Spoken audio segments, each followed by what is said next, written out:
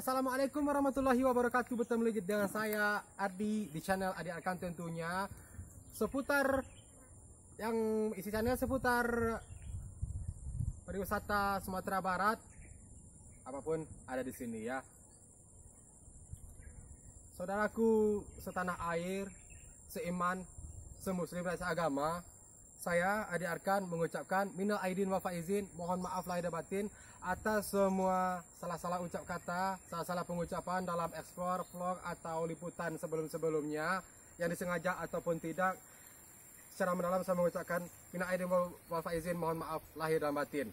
Bermudahan saudaraku semua dalam keadaan sehat walafiat selalu dan selalu dilindungi oleh Allah Subhanahu wa taala. Terima kasih dan tetap ikuti terus channel Adik Arkan dengan cara klik like, subscribe, komen dan bagikan.